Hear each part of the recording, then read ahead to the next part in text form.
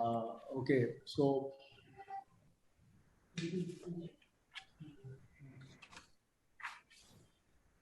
good evening once again to all the participants and eminent panelists of the panel 5, which is on the role of BFSI sector, which is banking, financial services, and insurance sector, to usher in inclusive prosperity. As you all know, we have been discussing in this 2-day conclave, which is India Financial Literacy Conclave, on the topic making inclusive prosperity happen. Evoke India working in the area of financial literacy and financial inclusion. Yesterday, we also gave away awards in this area.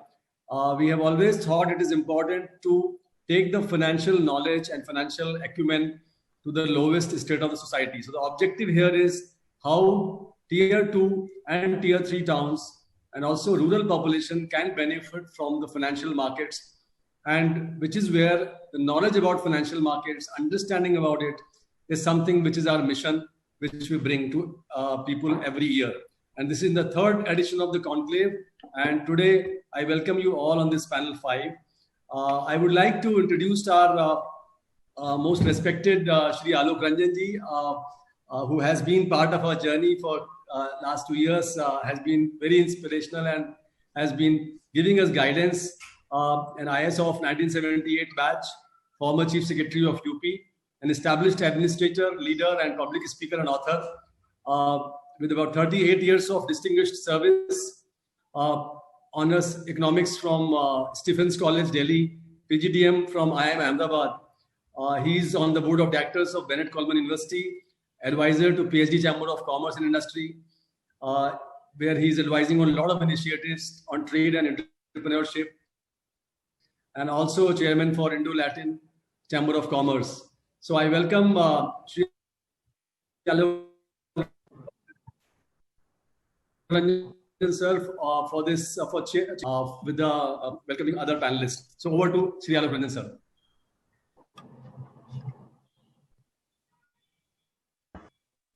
Sir, you are muted, I think. Thank you, Praveen. Thank you very much. And I think we can now begin the deliberations for this very, very important discussion today. First of all, I think as we had decided, I'll just say a few opening remarks, and then I will request the speakers to come up with their views one after another. And then we can have a summing up and then open to questions. So first of all, let me say that I would like to congratulate Praveen Dwivedi on the kind of work that he's doing through his organization Evoke in bringing about financial literacy, especially in the rural hinterlands of the country and in particular Uttar Pradesh. Because I think financial literacy is perhaps one of the most important interventions that you can do to bring people out of poverty. I think I did read a book by Raghuram Rajan and the ex-governor of the Reserve Bank, where he talks about financial inclusion as being perhaps one of the most important strategies to take people out of poverty or elimination of poverty. And so today, this seminar for this year is to making this inclusive growth possible. Making inclusive growth possible is what, or prosperity possible through financial literacy, through financial inclusion. I think that is the objective of the seminar. And I noticed that in other sections, they talked about various issues from agriculture to industry to various other aspects. And this particular session is focusing on the role of the BFSI sector as far as financial inclusion is concerned, as far as removal of poverty is concerned, as far as even economic growth is concerned.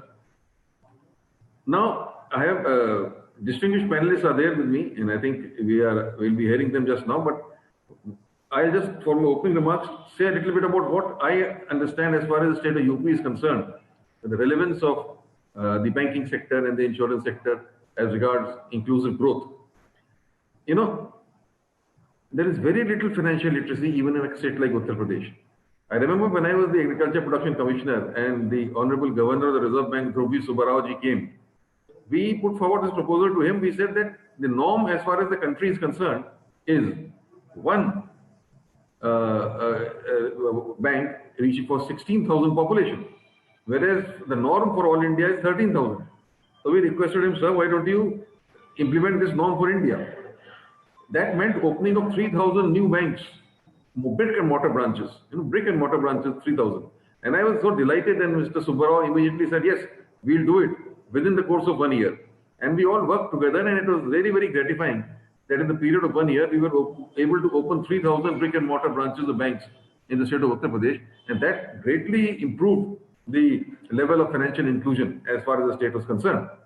So this was one initiative that I would like to talk about. Second, of course, all of you are aware of the major initiative taken by our Prime Minister about Jan Dhan accounts.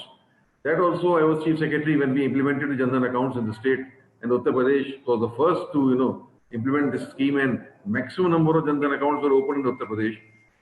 It had a tremendous impact. Suddenly, each and every person was having a bank account. Of course, at that time, certain questions were raised. That, okay, having a Jan Dhan account is one thing, but what about the transactions? The main thing is whether transactions are taking place, financial transactions are taking place through those Jan Dhan accounts or not taking place.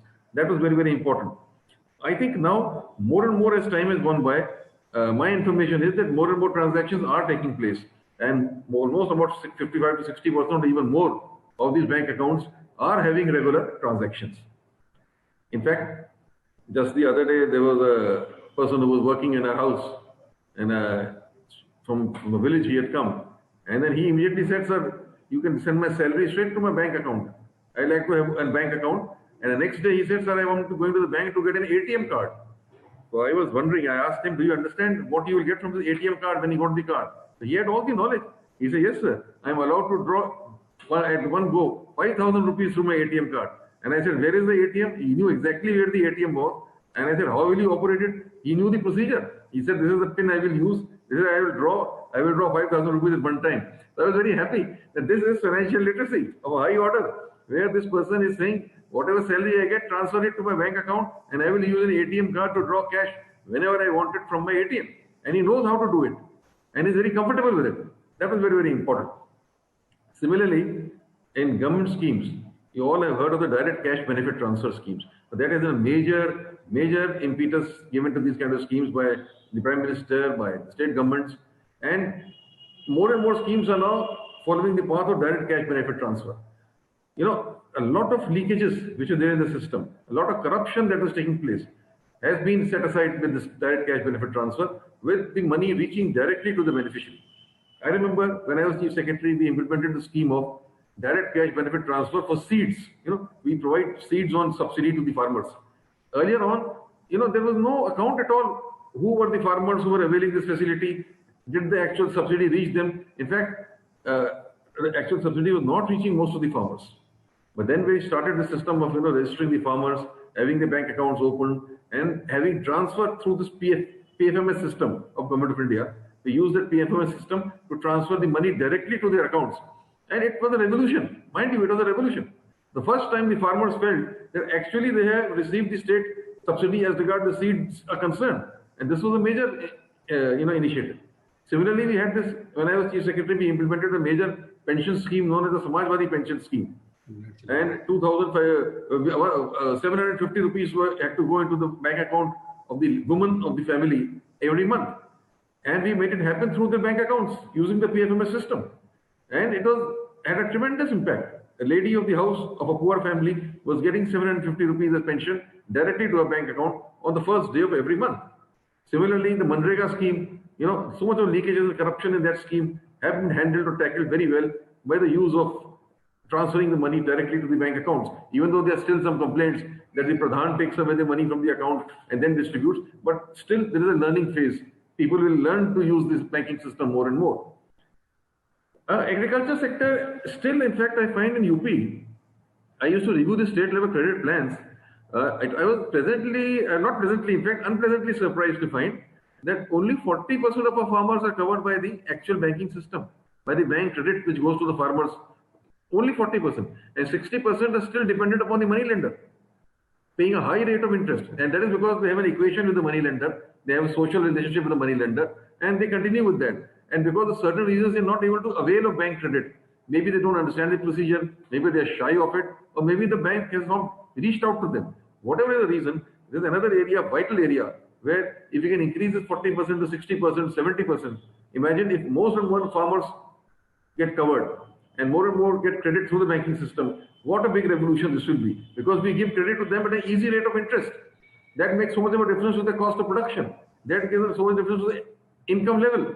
And that makes a social difference to the poverty and financial inclusion, leading to overall inclusive prosperity. That is the topic of this seminar, So this is one area I wanted to flag. Then about the MSME sector also, I want to say a few words. But before that, I'll just like to mention something. The credit deposit ratio. Credit deposit ratio is a very important indicator of the development of a particular state. And states like Uttar Pradesh have been suffering on this account. I remember when I used to review at that time, the CD ratio of Uttar Pradesh was as low as 36%. Whereas for states like Tamil Nadu, it was more than 100%. Meaning thereby that the money which was being deposited by depositors in the state of Uttar Pradesh and the banks was being loaned out to investors in other states. Money from UP was going to finance the development of other states, whereas the money from UP should be used to finance the development of the state of Uttar Pradesh. So we focused on enhancing the credit deposit ratio, and I was happy it was raised to something like 55%. But 55% is still very low. And within this 55%, there are areas of Uttar Pradesh, like the Balrampur, Shravasti, Gonda, Bahraich, these kind of districts, where it is even like 19 or 20%, as low as that. And it has a direct link with the development of that area. The more we can enhance the credit deposit ratio, more credit is lent out by the banks for the development process, we can bring about overall inclusive prosperity in the state. I think this is one point I wanted to flag. About the MSME sectors, there have been so many schemes. They are a large employer, but again, they have to depend upon bank credit. And I'm sorry to say, not much bank credit is flowing to them as was expected by the government also. Because only a few people are availing of this facility. The rest are still using informal channels of financing to finance their small medium industry, especially those industries which are in the macro sector. So we have to make conscious efforts and steps to bring more and more education amongst the industries so that they approach the banks for their financial needs, and also for the banks to have a more proactive approach and evaluate the projects of the MSME sector and loan money to them, as is the desire of the government, so that this sector, which is a major creator of employment, grows. These are some of the examples I wanted to mention regarding the banking sector. So all in all, what I would like to sum up is that the banking sector is vital for inclusive prosperity, and still in states like Uttar Pradesh, we are falling far, far behind. And a lot more work needs to be done, even though bank branches have been opened, Jan Dhan accounts have been opened. But to bring more and more poor people within the ambit of financial inclusion, that is a huge challenge which needs to be addressed in the best possible way. Now, after that, I just mentioned a center about insurance, then I'll ask Praveen Dwivedi to please introduce our distinguished panel, and then I'll ask the panel members to speak one after another. About insurance, just two words. Crop insurance scheme, Pradhan Mantri Fasal Bima Yojana is there, but so far we have not been able to implement it as well as it should have been implemented. There are still a lot of gaps in the implementation of this Fasal Bima Yojana, which needs to be addressed. And then, of course, there's a major revolutionary scheme of health insurance known as, Atmanirbhar Bharat. That kind of scheme is, that will bring about a total revolution as far as the healthcare sector is concerned. So this mention about the insurance sector. And I've said what I had to say about the banking sector. And with this in mind now, I have made my opening remarks. But now, before I hand over to my distinguished panelists, let me request Praveen Dwivedi to introduce them to the participants. And then one by one, I'll request our distinguished panelists to put forward their views. Mr. Praveen Dwivedi, please.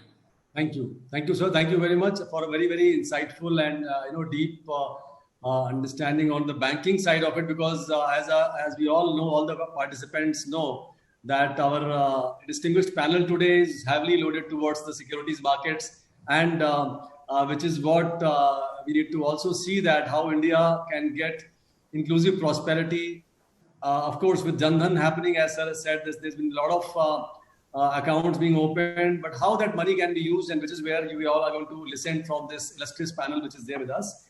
I would take the pleasure of introducing our senior most and guest, Shri G.P. Garg ji here, Executive Director of Securities Exchange Board of India. As you all know, the apex regulatory body in India on security markets. Mr. Garg holds a degree in engineering, law and management. And before that, he has been a CGM and SEBI and handled various roles since January 94, and also has been actively involved in SEBI's initiatives on financial literacy and investor education. Mr. Garg played a very, very important role, actually key role in